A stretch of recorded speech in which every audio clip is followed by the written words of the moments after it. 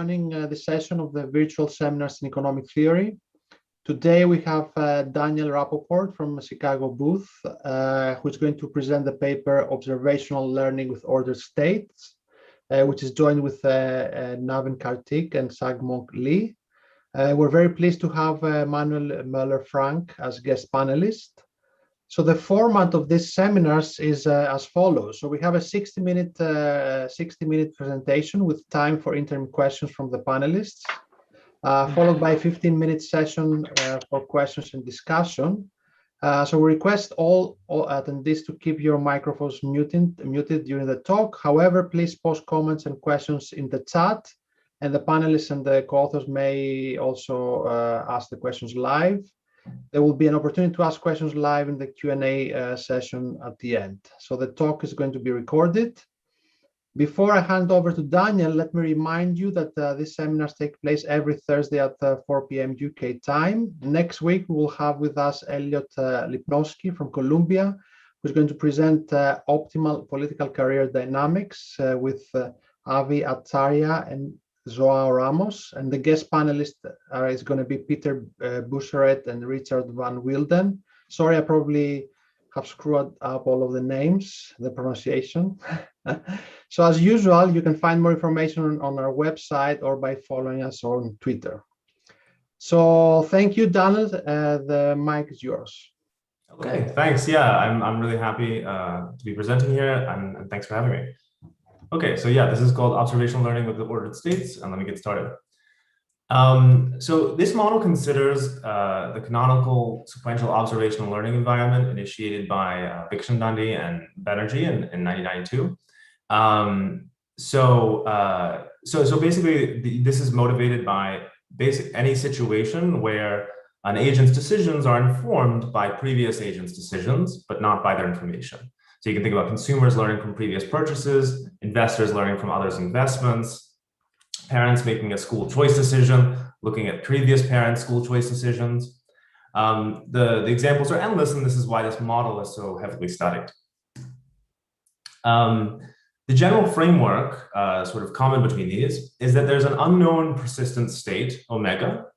One agent arrives for a period, and that agent observes the history of actions taken by his predecessors and a private signal, private in the sense that it's not observed by future agents. And then the agent takes an action. And the central question is, just by learning each other's actions and seeing their private signals, can agents eventually learn enough to take the correct decision? So do they asymptotically learn in this framework? Okay. And we know, as I said, this model is kind of heavily studied, and so we know some results about when learning holds. So if you want to guarantee learning for all preferences, so that means no matter what the utility function of the agents is over states and actions, then the condition on beliefs you need is dubbed unbounded beliefs. And this basically means that there's the potential, there's some signal, there's a set of signals that make you arbitrarily certain about the state. And this potential to gain certainty holds for every state, okay? And the idea is that no matter what the preference is, you may need to overturn even the strongest herds, and there's the possibility to do so with your private information with unbounded beliefs. Okay. On the flip side, if we want to guarantee non-learning for all preferences, so we want to say that the agent definitely doesn't learn, there's this caveat of non-trivial preferences here to exclude the idea that agents don't have any value from information. They just want to take an action regardless of the state. Then learning is moot. The question of learning is moot. So the condition there is bounded beliefs. So this means that given the prior, the posterior on any state is bounded away from zero. Okay. In this case, information is weak and will eventually be ignored in favor of the herd. Okay. And this means that learning is going to fail regardless of the preferences. So these results are developed by Smith and Sorensen and then later formalized in a multiple state setting by our panelists here in Ariely. And I'll talk about these papers a little bit more throughout. The thing is that most of the literature, excluding the two papers above, focuses on the binary state case. So the applications therein have been focusing on the case where there are only two states. And in the case where there are only two states, these two notions, unbounded beliefs and bounded beliefs, are essentially exhaustive, right? So there's not much space. What we're finding out is that with multiple states, there's a lot of space in between these two notions, okay? And this is going to mean that in this space, we really don't know whether learning holds or not. Right? So to illustrate the lack of knowledge that we currently have about learning in the multiple state example, I'm going to consider what at least I consider to be the first information structure you would consider in this multi-state world, and the first utility function you would consider. So consider there are 3 states, 1, 2, and 3. And the information structure is normal. So the signal is distributed normally with mean at the state and with variance 1. This variance is not important as long as it's positive. And the agent has quadratic loss utility. So he wants to match the action to the state and pays a quadratic loss for any distance between those two. Okay. So the question we can ask in this framework is, do agents eventually learn the state? Sorry to interrupt. Like here, so you didn't specify the actions. The actions here are just also 1, 2, 3. Oh, you're right. That's a good point. Yes, the actions here are 1, 2, 3. Right? You can add other actions, but yeah, they're 1, 2, 3. Thank you for that question. So the question here is, do agents eventually learn the state? Okay. And if we try to apply our existing notions, we can first see that this information structure is not bounded. It does not satisfy bounded beliefs. And the reason is that as you take signals very high, the agent will learn with arbitrary certainty that the state is 3. Also here, can I also ask a question? Like, how do you, when you say learning, like how exactly do you define learning in terms of belief convergence, in terms of action convergence? So maybe there's some ambiguity here. I mean that given the observation of a single signal from any prior belief, can you become arbitrarily certain about state 3? And the answer is yes. So by taking higher signals. But this is, I asked about the notion of learning, not about the notion of bounded or unbounded beliefs. No, so what I'm talking about now has nothing to do with like learning asymptotically or not. I'm just talking about whether you can gain, like what degree of, just take a single observation of the signal. Yes. How certain can you be about 1 and 3? Okay. So, but you have the question here, do agents eventually learn the state? Right. So I'm asking, do agents eventually learn the state? And I'm trying to apply the existing results on learning, which says that if we have unbounded beliefs, we'll eventually get asymptotic learning. So are you saying, oh, you haven't clarified what you mean by learning? Is that That's exactly what I'm saying. Okay. Yeah. I was missing your question. So what I mean by learning is that the agents eventually reach their full information payoff. So asymptotically, does their utility converge to that if they were to know the state? Okay. Sorry. Okay, so again, if we try to apply the existing concepts, we can see that this information structure is not bounded, does not satisfy bounded beliefs, because for very high signals, the agent becomes certain the state is 3. And similarly, for very low signals, the agent becomes certain the state is 1. Right? So the posterior on state 2 is not bounded away from 0. Okay. It's also not unbounded beliefs. And this is because 2, this middle state, you cannot gain arbitrary certainty that the state is 2.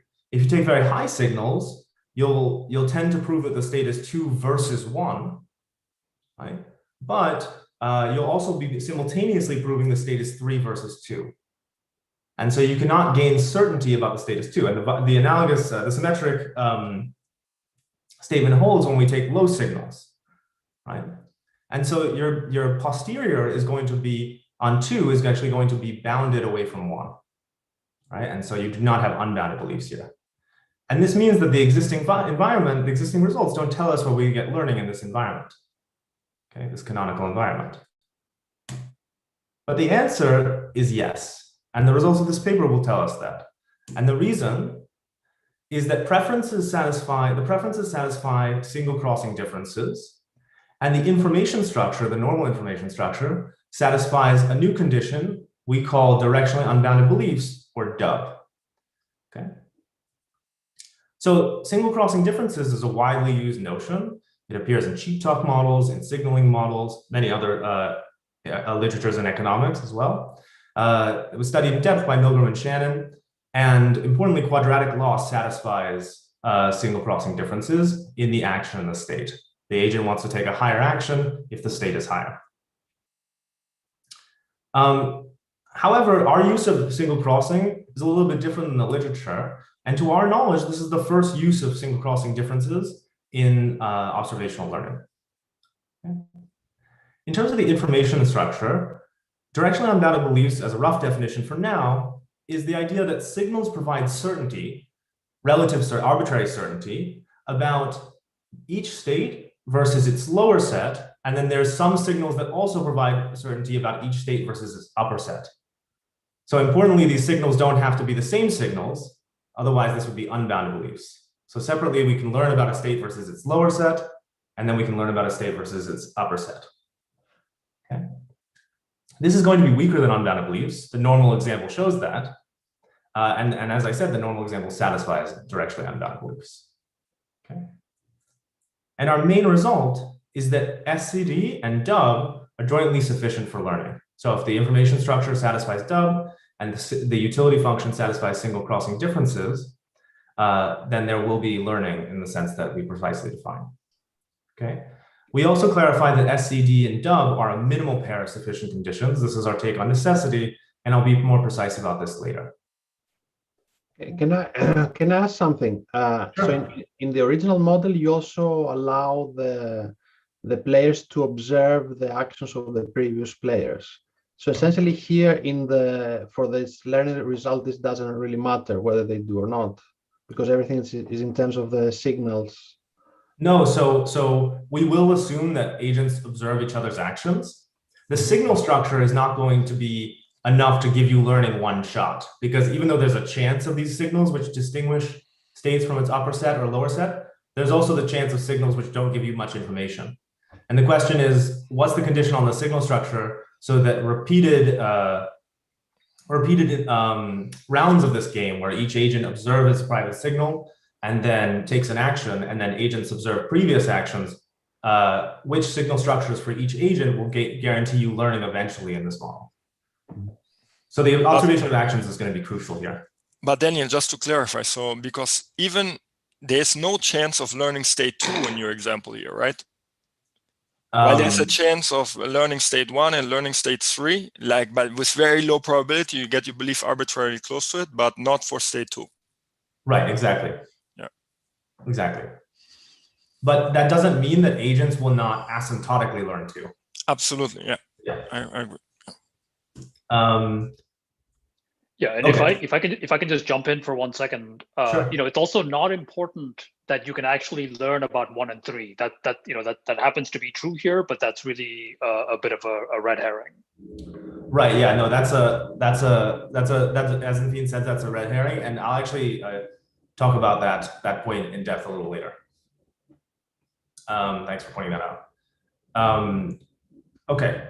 So that's my introduction. Now I'm going to get into the literature. So, so as I mentioned, the most related are going to be the papers on the standard observational model, a learning model. That's the model we're going to basically consider. However, so the mechanism for learning that we're going to consider, as we hinted at, is through the signal structure. So conditions on the signal structure to generate learning. There are other mechanisms that have been used to generate learning. So Lee and Ali, they focus on responsive preferences with infinite actions. So basically where your action sort of reveals the posterior. So in that case, there's going to be enough learning because you're basically revealing private signals. Gray et al. Don't study conditions that give extreme enough signals. They can study conditions that give extreme enough preferences. So basically there's an agent with crazy enough preferences to overturn any herd, kind of similar to an agent with an extreme enough signal to overturn any herd. And Avery and Zebsky and Eister et al. Consider congestion costs and prices. So if the price can adjust to the given public belief, then you can get learning. So as I mentioned, we're going to focus on the standard mechanism of thinking about which beliefs allow you to get learning asymptotically. I should mention that our observability condition, that you can observe all previous actions, this has been considered rather stringent in the literature, and some papers have been dedicated to weakening these conditions. So Asimoglu et al. Study when you observe only part of the history and qualify the conditions on that part of the history that's necessary to generate learning with unbounded beliefs. And similarly, Smith and Sorensen study when you only observe a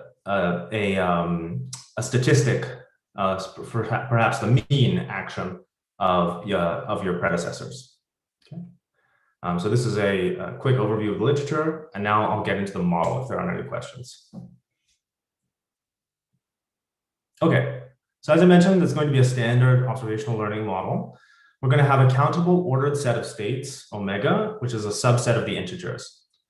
We're going to have a prior p on these states, and there's going to be a countable action set, calligraphic A, but we're going to restrict the agents to a choice set within that, boldface A, and this choice set is going to be allowed to vary, and we're going to demand learning, in a sense I'll make precise, for all choice sets.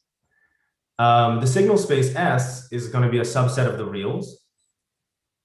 And sorry, Daniel, so what is the role of this calligraphic A? So it's sort of in the background. We're really going to focus on specific choice sets. It's just a calligraphic A specifies the larger set in which the choice set lives. So for what will you require this larger set? Oh, sorry, what will we require on what? For what do you require this? So why do you have to introduce it? What role will it play? So we don't want to allow, I guess we could just take arbitrary, so we want to be able to specify the preferences over some larger set. And that's the reason A is specified, calligraphic A is specified, and then we're going to draw subsets A from that, and that's the only reason really. But the choice set will be finite or also countably infinite, possibly? The choice set could be countably infinite. Okay. Yeah. Okay, so the signal space S is going to live in the reals, and it's going to be either countable or an interval. I should remark that since we're studying ordered observational learning with ordered properties, we don't actually need the signal space to be ordered. It's more we assume it's part of the reals more for like measurability issues. Eventually, however, we will sometimes assume monotone likelihood ratio property, which naturally does require an order on the signals. Okay, the signal distribution is going to be given by f of s given omega, the density of signals given the state. And we're going to assume f of s is bounded across all states, and assume that f is strictly positive across all signals and states. The second assumption means that we're ruling out, no signal can rule out any state. Okay, so it's worth clarifying that even that this assumption may be weird, even though we're studying belief conditions. So we're kind of ruling out, unbounded beliefs in a one-shot sense. You can't fully learn the states, but we're not ruling it out. We're not ruling out certain arbitrarily high degrees of certainty. So we're not ruling out beliefs that are arbitrarily close to one on any state. And this is going to function basically the same way in the model. Okay, there's going to be a countable set of agents with identical utilities given by U over actions and the state omega. The game is that each agent n arrives in period n. They observe the history of actions, a1 through an minus 1. They also observe a private independent signal, S, drawn from F. And then they choose their action in order to maximize their payoff, A, from the choice set. Okay. The agent's strategy is going to be a mapping from the signal space combined with the history, the finite history up until then, to a lottery over actions. And we're going to focus on Bayes-Nash equilibria, but it's worth noting that in this framework, there's limited strategic interaction. Each history, the strategy, and the signal distribution is going to define a public belief going into any period. And given the public belief and the private realization of the signal, sort of generically, there's going to be a unique optimal action. So the agent strategic issue is only really relevant in tie breaking here. Okay.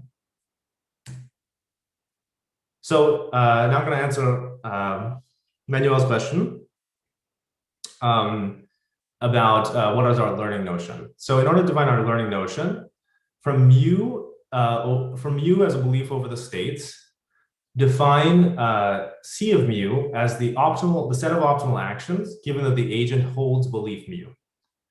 Okay. C of omega, we're going to use notation and let this be the optimal action given that the agent believes with probability 1 the state is omega.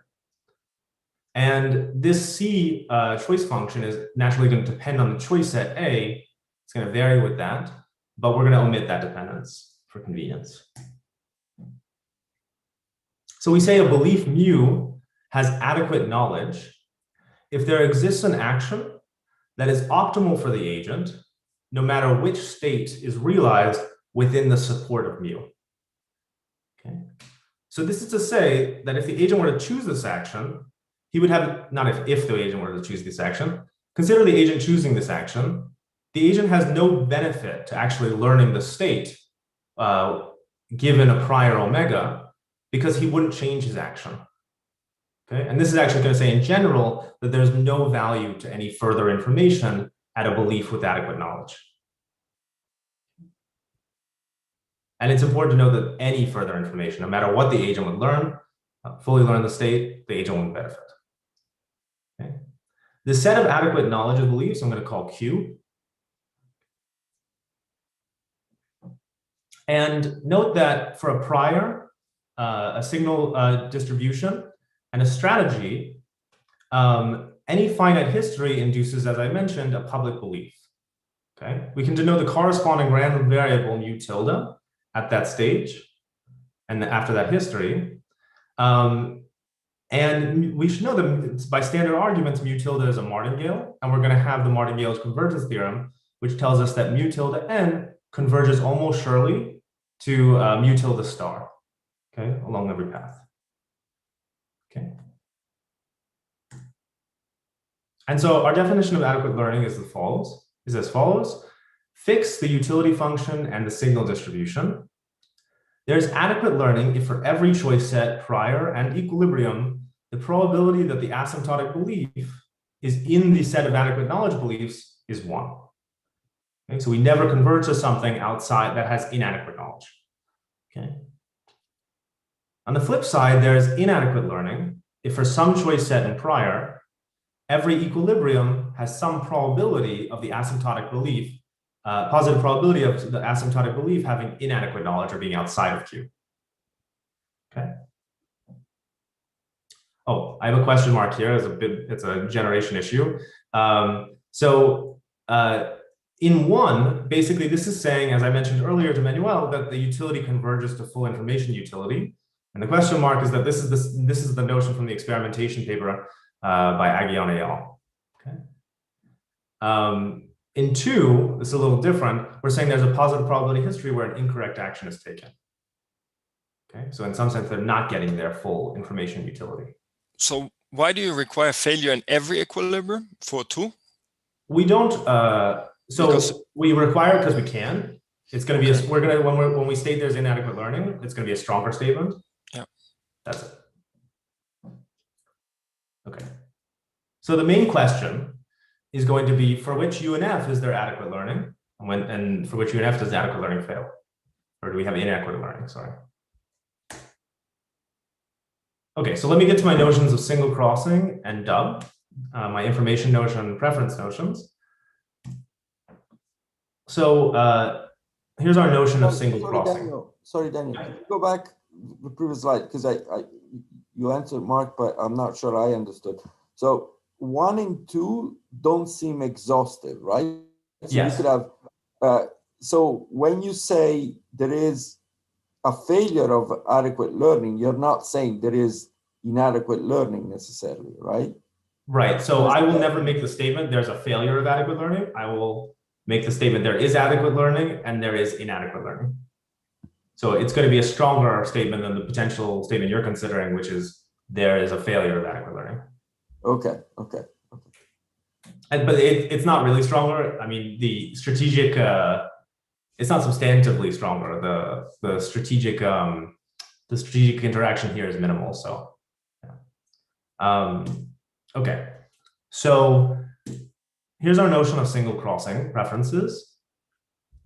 Let X be a totally ordered set.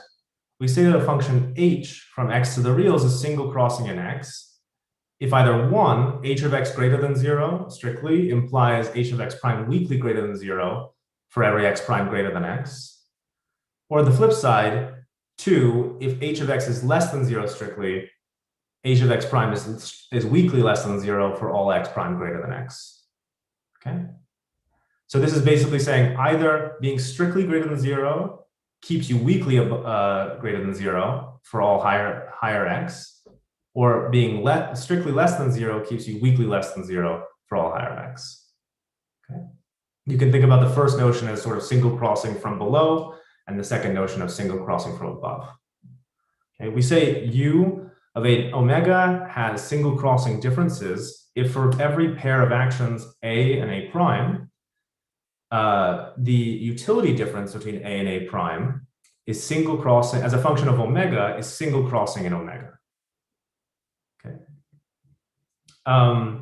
This notion of single crossing may be a little bit unfamiliar, usually in the sense that it's weaker than the standard notion. So usually you would see a weak inequality here on this side of the implication, and maybe a strict inequality here on this side of the implication.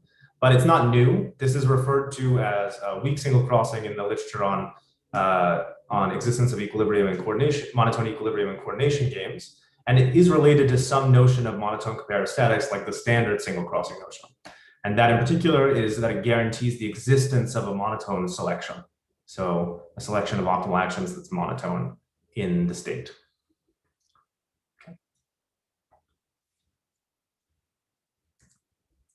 All right, so now let's get to the new notion, the notion on beliefs. So I'm going to define dub for finite omega. Okay, there's going to be an additional technical requirement for infinite omega, and I have that definition on the next slide. If I get questioned, if you guys would like me to go to that, but otherwise I'm going to ignore it because everything sort of goes through with this technical condition.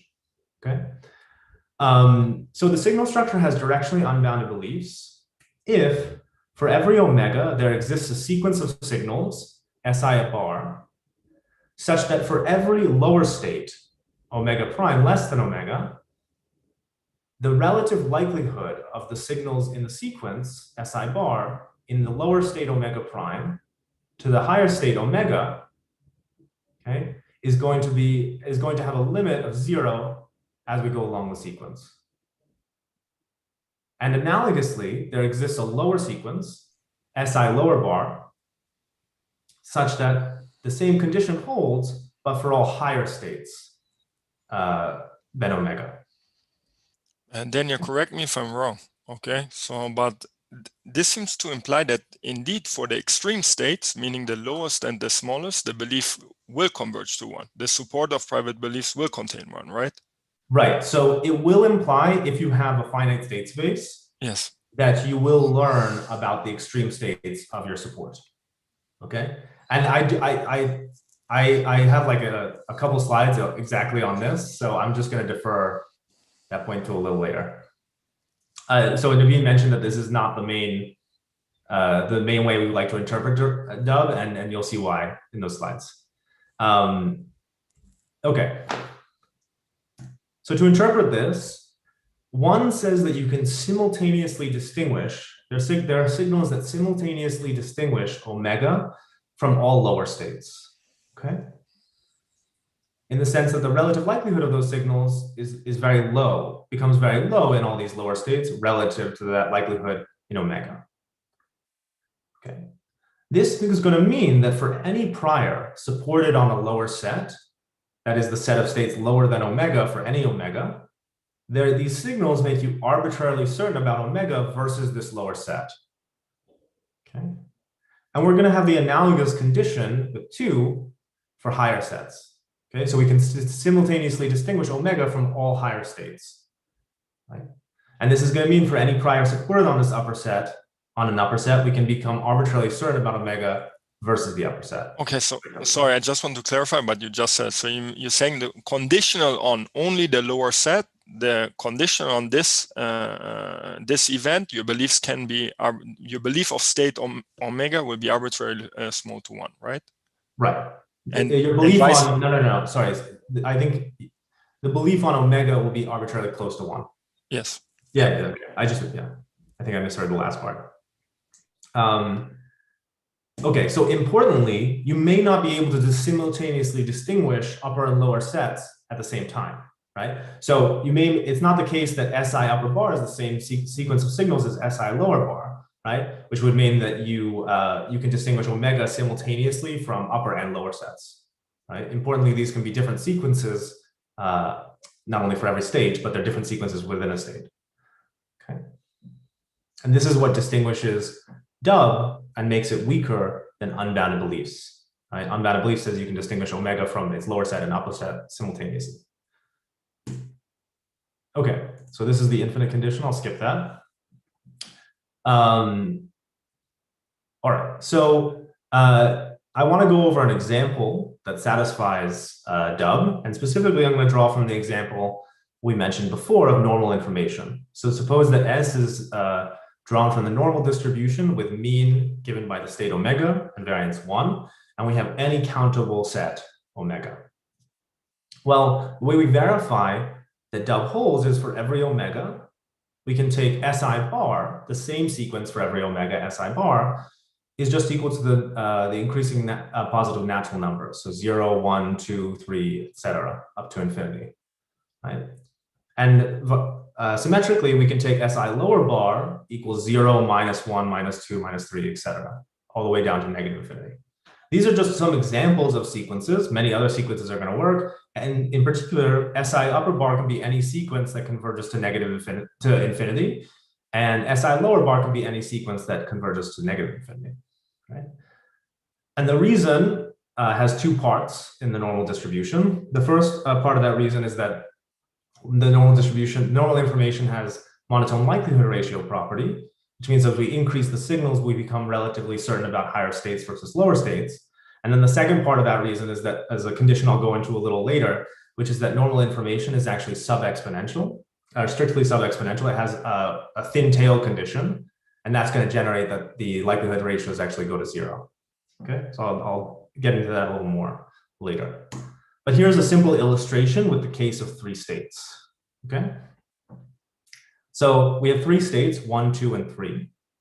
Okay, and here I have the simplex drawn on those 3 states. So in this space, if you're close to the 1 vertex here, that means you have a posterior prior belief that's close to putting probability 1 on state 1, and analogously for 3 and 2. So here's an illustration of the normal distribution, the normal information structure with a prior of mu. So the blue curve is going to be the posteriors induced, the set of posteriors induced by the normal information. So specifically, you can see that these posterior, you can think of these posteriors down by 1 as generated by signals that are very low. And then we increase the signal out to infinity to get up to this part of the curve up by 3. Okay. Now this drawing verifies 2 of the 4 conditions implied by dub, right? So 2 of the 4 conditions are we have to get certainty about 3 versus 2 and 1. And you can see that by the fact that the posteriors become arbitrarily close to the 3 vertex. And then the second condition is the asymmetric condition for 1. So we have to get arbitrarily close to the 1 vertex. Okay. Now the other 2 conditions are that we can get arbitrarily certain about 2 versus 1 and 2 versus 3. Okay. So to see that, let's think about projecting this posterior distribution onto the 2-3 edge and the 1-2 edge. So specifically, we're going to consider the induced set of posteriors for a prior mu prime first on the 2-3 edge. Okay, and you can see I've drawn the entire 2-3 edge, which tells us that you can get arbitrarily sure about 2 versus 3. So if I take a posterior very close to this vertex along the 2-3 edge, that verifies that. Okay. But the reason stands to reason why we actually get this entire set of the 2-3 edge when we take a prior on the 2-3 edge. And the reason has to do in this figure with the fact that the posterior curve, when we look at this full support prior mu, is tangent to the 1-2 edge as we approach the 1 vertex. Okay, and so that tangency is very important because it means that as you approach 1, you're getting arbitrarily certain about 2 versus 3. Specifically, the way you would do this projection is you just you draw a line between each point, each posterior and the 1 vertex, and just project it onto the 2-3 edge. And so you can see this tangency is very important in getting points close to the 2 vertex. That's me trying to do the projection with my mouse. Okay, and similarly, we're going to have a similar point for the tangency at 2-3 that the normal distribution induces with mu double prime. Okay, so we're going to get arbitrarily close to being certain about 2 versus 1. So Daniel, can I ask a question? So please, yeah. Based on connecting what I said earlier, to take any binary subset, okay, take any binary subset, then by the argument that I laid out before, here you will have kind of unbounded beliefs. Yes. Right. Yeah. Yeah. You will have what's called in your paper pairwise unbounded beliefs. Yeah. Dub is going to imply that kind of pairwise unbounded beliefs that you're suggesting. Okay. Yeah. Thanks. Okay. So that's dub with a normal information structure. So that shows that normal information has dub. Let's also see an example that does not satisfy dub, but actually satisfies that condition Manuel just mentioned about pairwise. So we can see that here we have mu, the prior, and here's the set of posteriors generated, this weird triangle shape. Okay. Now you can see that this doesn't satisfy dub very easily, in the sense that to have dub, we need to become arbitrarily certain about 3 versus 2 and 1, or we need to get arbitrarily certain about 3. So we need to become very close to the 3 vertex with some posterior, and you can see that none of the posteriors are close to 3. So this does not satisfy dub, right? You should know this example also clarifies that there's actual meaningful space between bounded beliefs and dub, right? Because this example does not also does not satisfy bounded beliefs, right? Because we can get arbitrarily close to edges of the simplex, i.e. the posterior on any state is not bounded below 0. So bounded from below, bounded away from 0. Okay, so those are some examples. Now let me introduce the theorem. So the first part of the theorem we consider the most important, and that says if F has dub and U has SCD, then there is adequate learning. Okay. The second and third parts are the sense in which we think dub and SCD are necessary for learning, and it clarifies that there are a minimal pair of sufficient conditions. Okay, so the first part of that too says that if U fails SCD, then there exists a dub information structure F with inadequate learning. Okay. And the flip side of that is that if F fails dub and we have finite states, so we have an extra caveat there, then there exists a single crossing differences utility function with inadequate learning. Okay. I just realized I haven't looked at the chat, but I was told it's okay. So, all right. Okay. So, so this is the main theorem. All right. So dub and SCD are going to get generated learning. That's the main part. Let's first go through the intuition of that. Okay. So first we need to define something. So for a belief mu over the states and a signal S, let mu S be the induced posterior after observing S given a prior mu. Okay. We say that mu is stationary if there exists an action such that for all signals, no matter what the signal is, this action is optimal given the agent, for the agent who believes according to mu S, who holds belief mu S. Okay. So this says that the agent does not have an incentive to change his action from this optimal action A, no matter what the signal. Okay. And we use a result in AMF, a lemma there that says that every limit belief, so every asymptotic belief, must be stationary. Okay. And the intuition for that result is simple. It says that otherwise there would be at least two actions being chosen, one action for one signal and another action for some other signal. And this action choice would split the belief. And as any path of beliefs converge to this asymptotic belief, it would start to move away with positive probability because of this splitting. And so this belief could not actually be an asymptotic belief, a limit belief. Okay.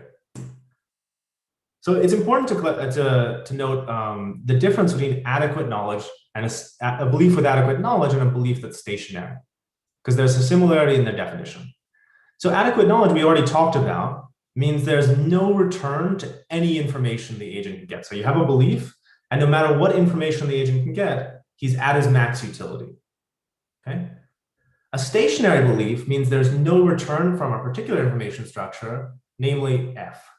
Okay, so it says no matter what signal he gets from that particular information structure, he's going to stay at that belief. The public belief is going to stay there. All right. So in order to prove that there's learning with SCD and dub, what we need to show is that any stationary belief has adequate knowledge. Okay, so there's a coincidence between beliefs where there's no return to the particular info the agents get and the beliefs that have no return to any info. So, okay? And specifically, we're going to show the contrapositive, which is that inadequate knowledge implies that a belief is non-stationary. Daniel, yeah. Just to clarify, so when you say no return to any info, in particular, you mean no return to learning the state.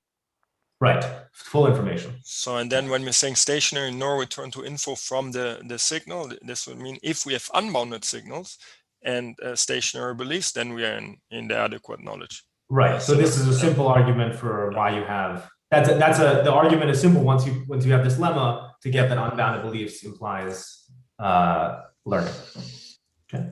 So now we're going to show that for this combination of preference and information, single crossing differences and dub. Okay. All right. So suppose we take a belief mu with inadequate knowledge, right? This means that there does not exist an action that's optimal at all states in the support of mu. Okay. So take an arbitrary signal and an action that's optimal at the induced posterior by that signal. Okay. And now, because of inadequate knowledge, we can take some other state, omega, in the support of mu, and an alternative action, A prime, that's optimal at that omega, and have the property that this original action, A, is not optimal at omega. Okay. If we couldn't find this, then we would already have adequate knowledge. Okay. So importantly, we know the difference between the utility difference between A prime and A has a strictly positive value and a strictly negative value across the support of mu. But SCD, single crossing differences, is going to say something more specific about the properties of this utility difference, right? It's going to say that the set of states where A is strictly preferred to A prime is contained in a lower set or an upper set excluding omega. So suppose this is a lower set, right? Suppose the set of states where A is strictly preferred to A prime is a lower set of states excluding omega, right?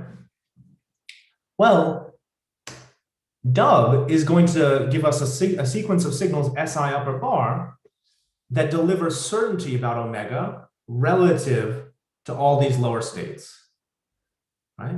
And that means that we're ruling out, with this sequence of signals, we're ruling out the set of states where A is optimal, okay?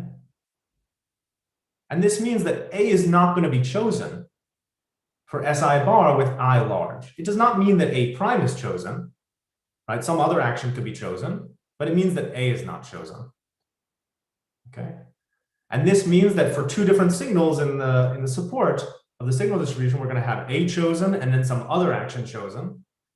And this means we have the splitting that we mentioned on the previous slide, and mu is not stationary. Okay. And the fact that mu is not stationary means that any stationary belief must have adequate knowledge in this framework. Okay. So this is the proof. Yeah. Let me try to rephrase this, okay, to see if this makes sense, okay?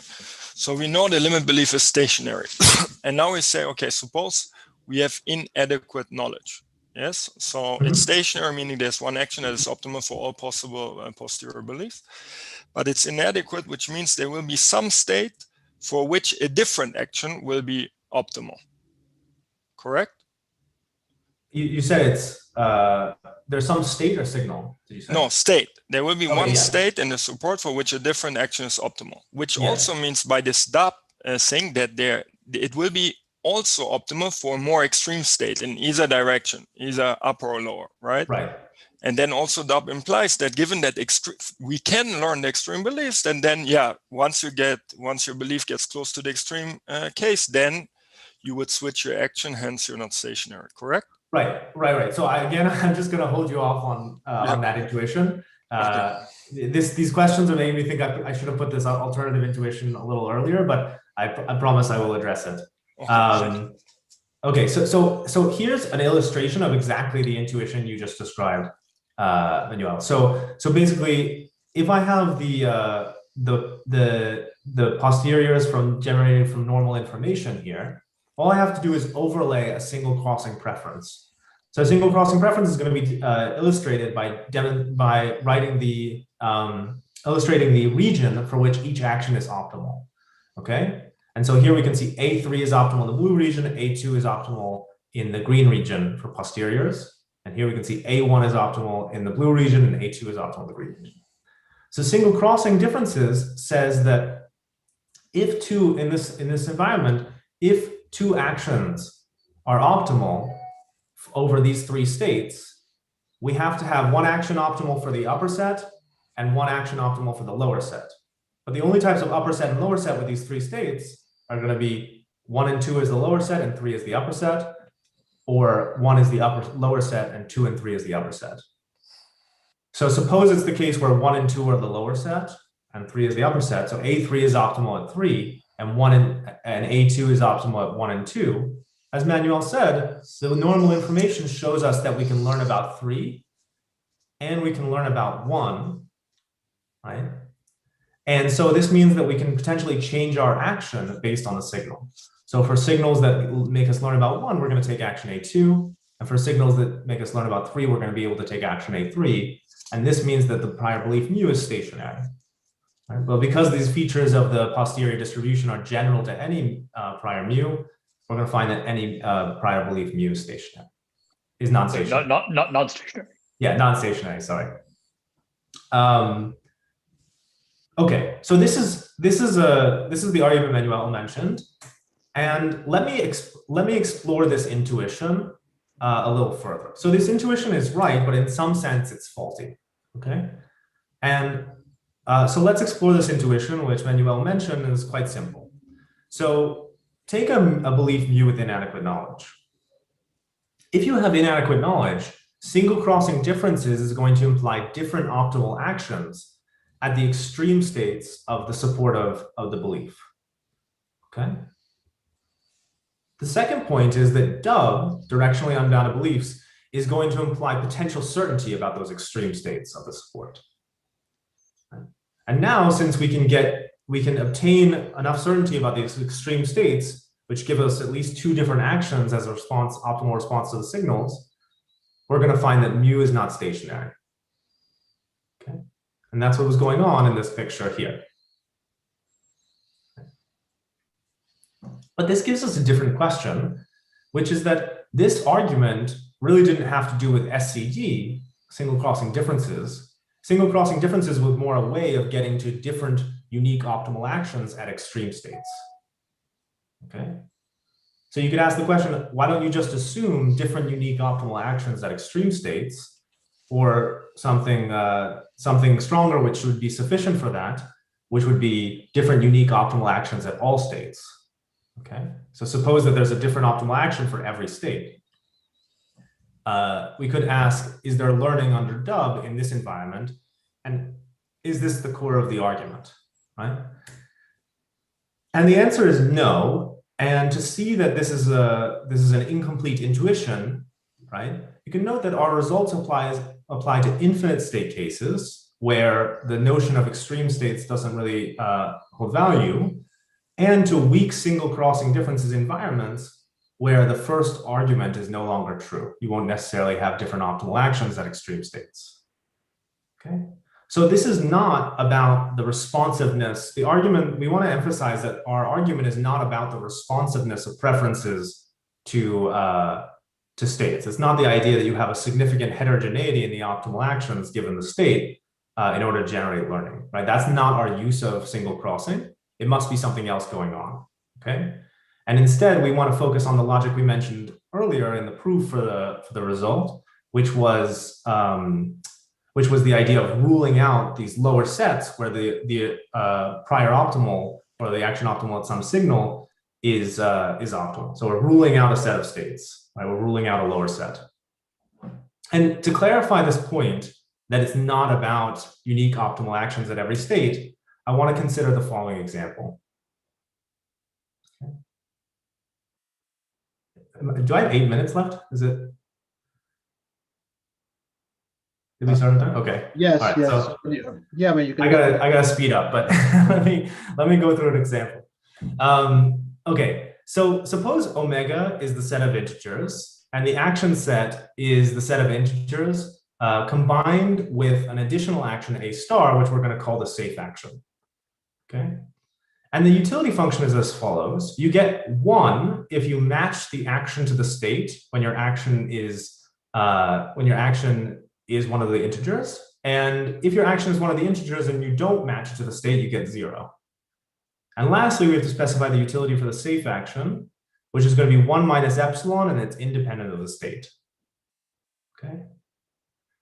So for small epsilon greater than 0, a star is a safe action, but it's suboptimal given certainty about the state. And in particular, we're going to have a different optimal action, A, at every state. Right? I note that U violates SCD here because the difference in utility between any safe action, the safe action, and any other action is going to be double crossing. Okay. So suppose S is distributed according to the normal distribution centered at the state.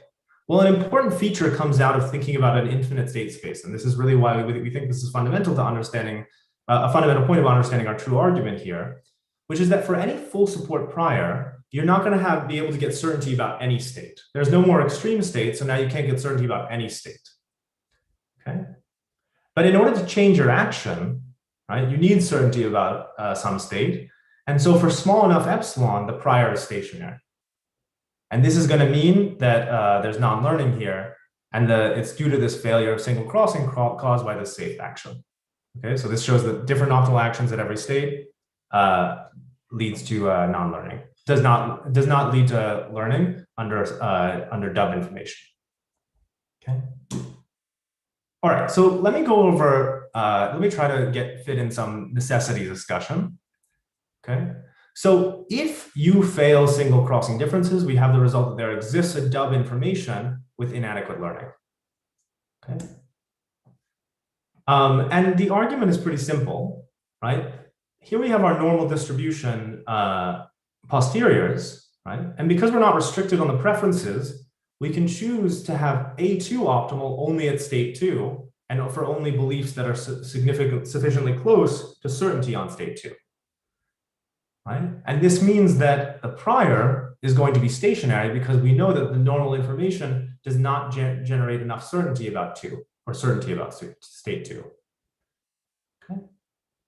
So at every signal you take action A3, yet clearly this prior does not have adequate knowledge. Okay. We actually have a stronger result, which is that you don't need to be you don't need to pick a very specific dub signal structure to show learning fails. You can actually pick any dub signal structure with MLRP. And the idea here is just to rule out unbounded beliefs.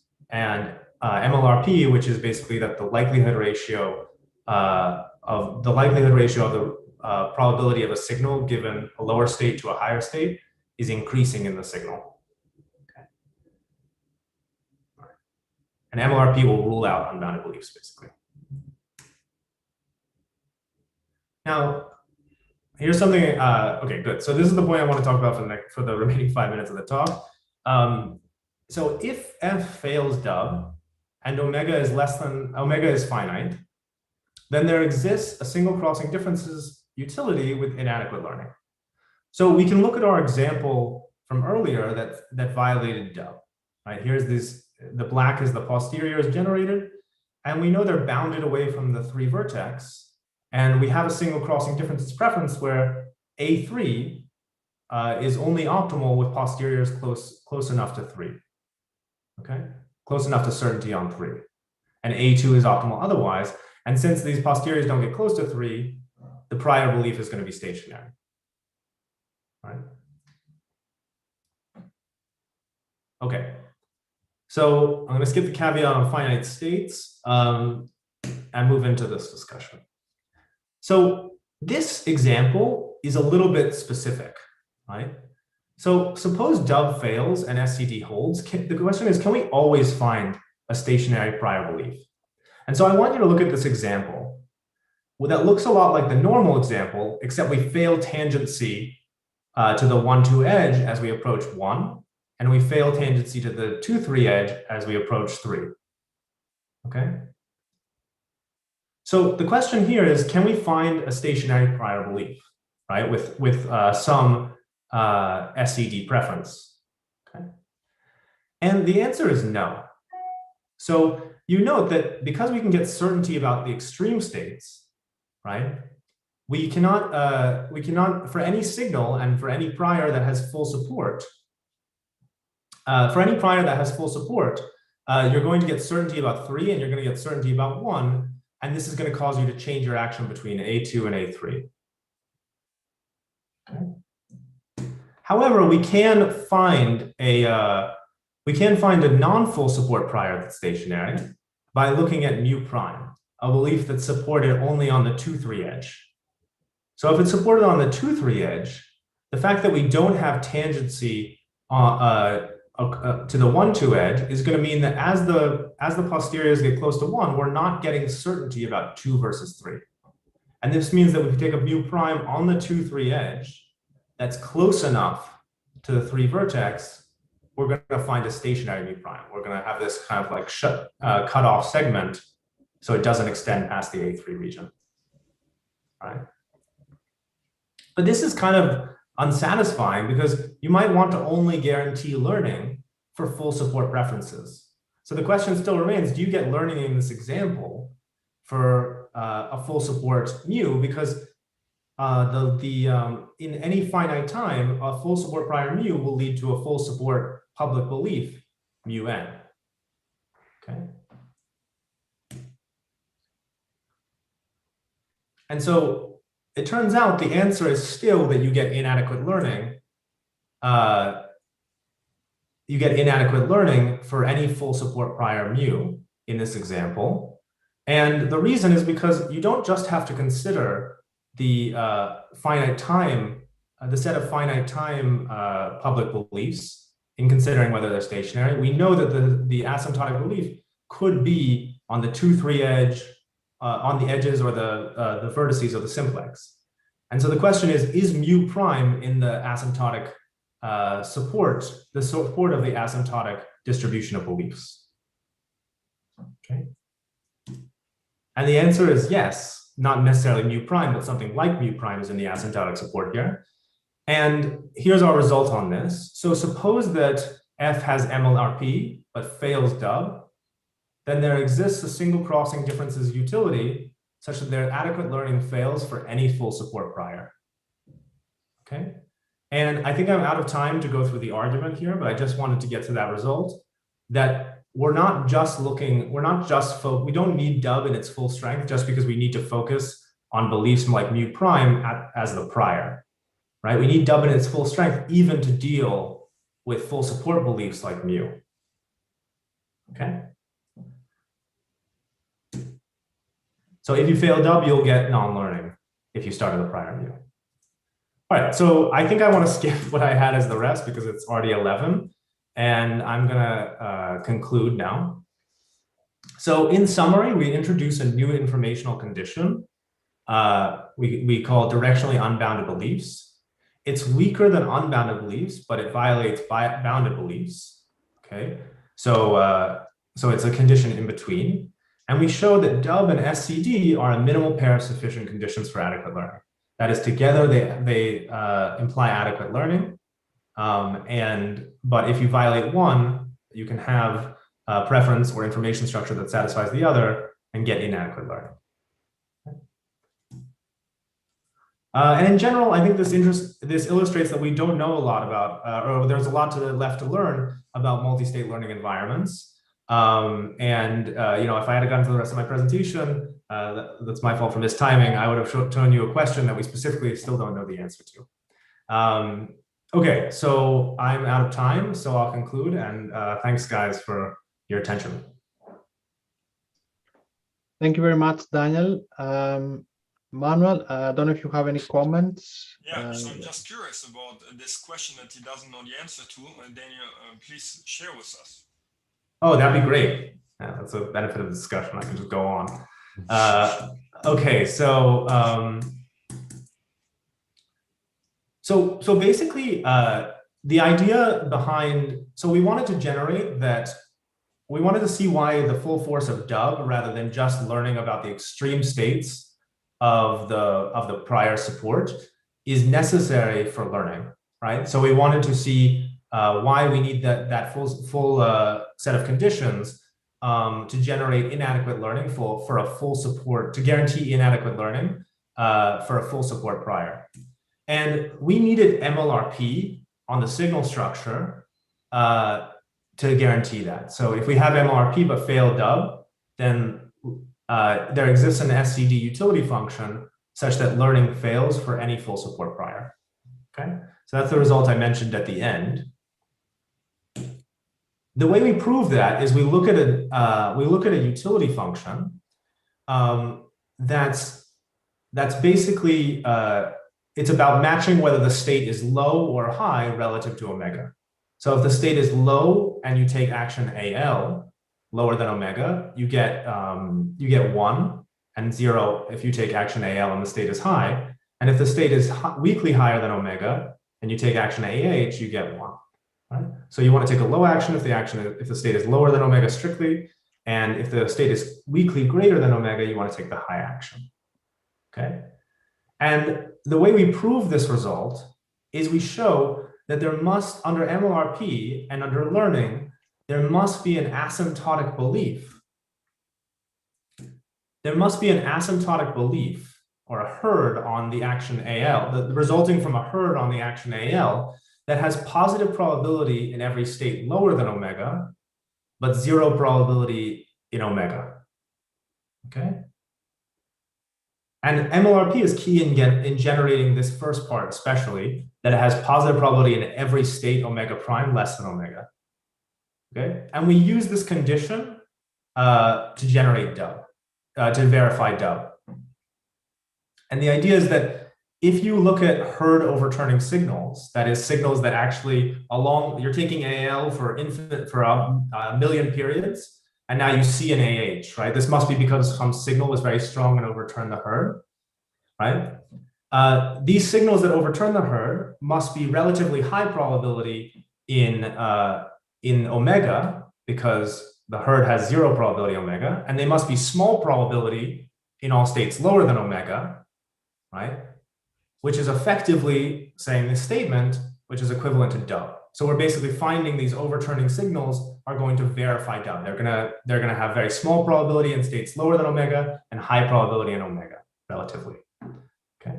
So this condition of positive probability in every omega prime less than omega is key. And we don't know whether that holds without MLRP in general. We cannot find a counterexample of an information structure where it does not hold. Well, we do not know if it holds in general. So to formalize that question, we basically say that 2 states are utility equivalent. if the utility over all actions is the same in both states.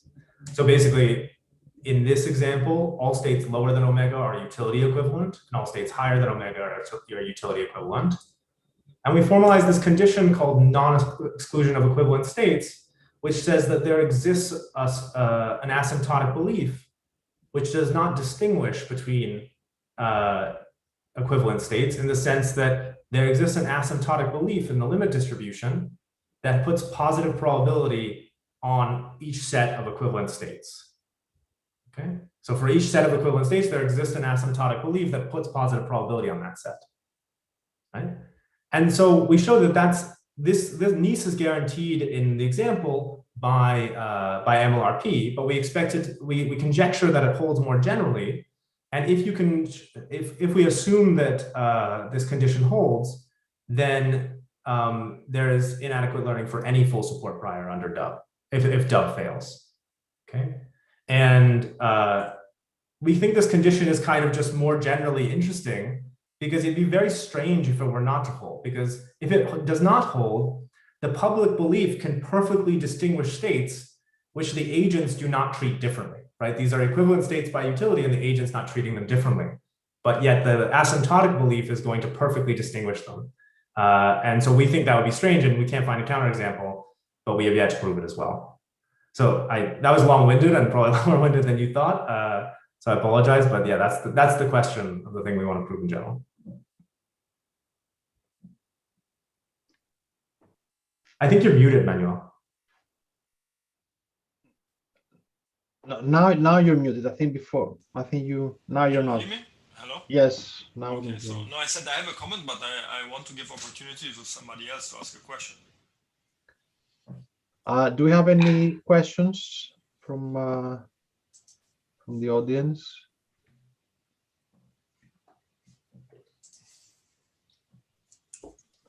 Okay, so Manuel, you can ask. So first of all, thank you, Daniel. So I like this a lot. So the paper that you cite, right, and then what you call AMF. So in fact, Tai and I, we were also very interested in understanding the relationship between the utility function and the signal structure, right? And as you know, we have a result there also, but for a very restricted class of utility functions. So I think your paper is a very big step forward relative to ours, but also in general, I think it's very nice work. Oh, thanks. Yeah, yeah. We know about this condition, the simple utility functions, right? That's the class. Yeah. Yeah, and so our argument actually for that MLRP section is quite similar to your argument in that section, because you also get inadequate learning for full support priors.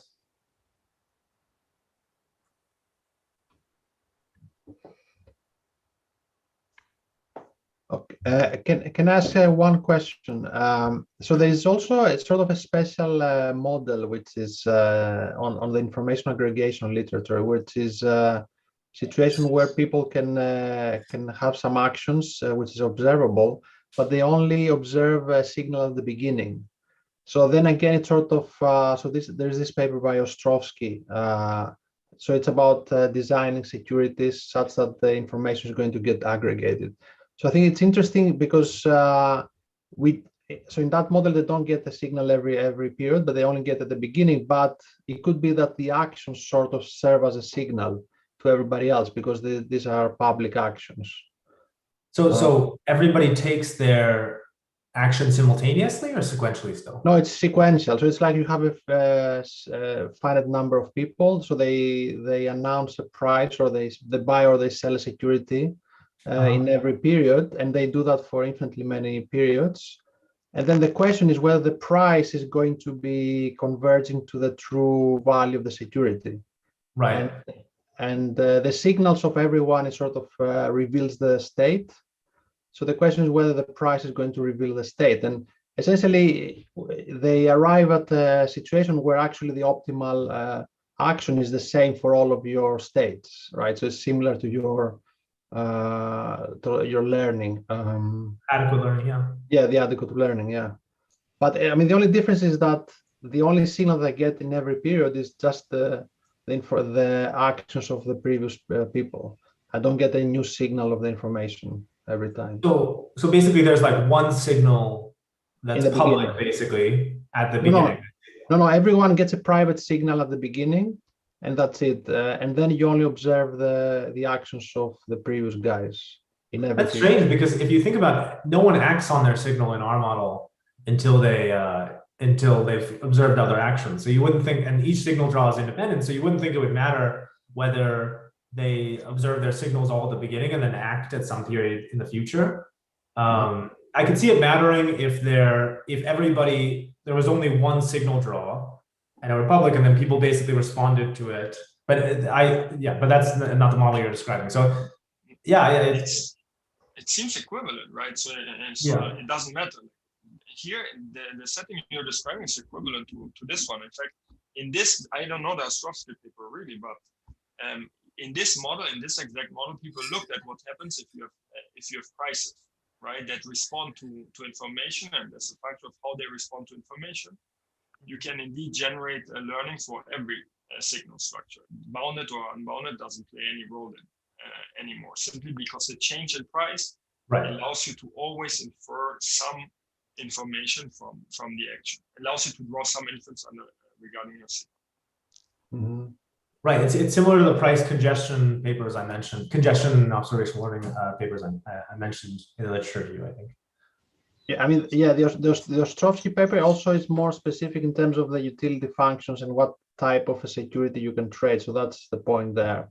So obviously for you have a much stronger condition because you allow to get signals every period, but then you are more unbounded in terms of the utility function. Right. Yeah, if I can just chime in, Spyro. So again, I'm also not sure which Ostrovsky paper you have in mind, but you know, as both Manuel and Daniel were saying, I mean, we can really think of this as being a model in which everybody gets a signal up ex ante, and then they're just taking action sequentially, right? I mean, there's sort of it's the fact that you're sort of receiving information sequentially is not important. And then my guess is, in some of this other literature that's in the kind of financial herding literature, there are often questions about whether people want to delay trades, basically endogenous timing questions. So I don't know what the Ostrovsky paper is, but that might be one of the issues that arises there. I guess no, but I guess in your case, no, but even in your case, you can sort of because it's a game, right? So you don't necessarily have to take the optimal myopic action every period, right? No. So I think the fact that it's a game is the only real significant aspect of it being a game is the fact that basically we are because of our standard equilibrium concept, we're assuming that basically people correctly recognize how predecessors are using information. So, they basically know the strategies. And so in other words, they can basically, by observing people's actions, they can sort of correctly figure out some partial information about their signal. There's really no genuine strategic interaction going on. Yeah. I mean, I can share with you the paper so you can. That would be great. That'd be great, yeah. I think it's an interesting. Yeah. Thanks. So do we have any other questions? I have a last one. Or I don't know, maybe somebody else's one. But Daniel, so you mentioned at the beginning, right? So did you explore a little bit what happens if you don't observe everybody? If you don't have the complete structure? Yeah, so we haven't looked into this fully. It's sort of definitely on our minds to do that. We expect that we could use something like those Acemoglu paper, and that Acemoglu paper uses like the improvement principle. That you could just copy the guy before you if you have the same utility function. We note that our result holds with the perfect observability, even if agents have different utility functions, but they're single crossing.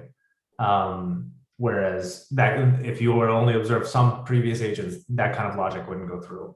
But yeah, we're interested in that. We just haven't formally specified the result on that. Yeah.